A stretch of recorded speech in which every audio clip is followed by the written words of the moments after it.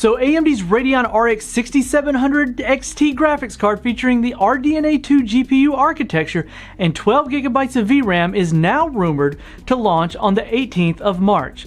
The graphics card will be one of the first of many mainstream GPU offerings within the Radeon RX 6000 series with a sub $500 US price point.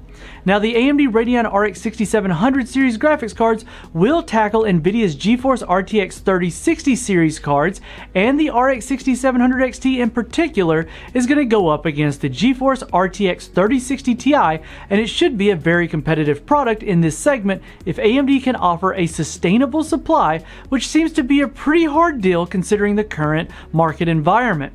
Now, in previous videos, we discussed how AMD is pitting the RX 6700 XT as a 1440p gaming graphics cards. Now, the card will offer higher VRAM than the GeForce RTX 3060 Ti and the same amount as the RTX 3060.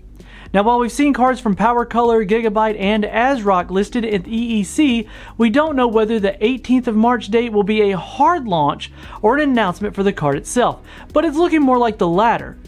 Now, let's talk about, for a moment, the elephant in the room, and that's going to be GPU mining. See, we've seen NVIDIA come out and take a stance, at least with their RTX 3060 series, and the 3060 one that's about to launch, in the fact that they're doing something to kind of thwart miners of Ethereum, at least on a very interesting perspective. So they're basically cutting the mining performance in half when detected that it's running these Ethereum-based algorithms. So that'll be interesting to see, because it may not be the card that miners go jumping to, although there are some reports of the cards out there saying that they are able to mine other things just as well. So that's going to be an interesting one, but it looks like AMD right now is not doing anything in particular to, well, limit the hash rate. Now, if you're wondering, well, how do you think these will hash? Well, I mean, we know the 5700 series, they run in about 50 mega hash per second at about 100 watts.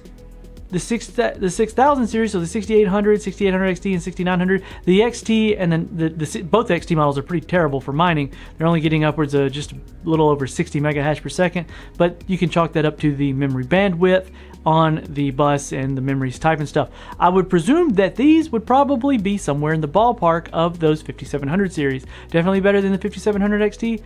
My guess is right in between. So it still could be a big boon for miners. And for more on this and other news, follow the link in the description and make sure you're subscribed and hit the notification bell so that we don't miss you in the next one.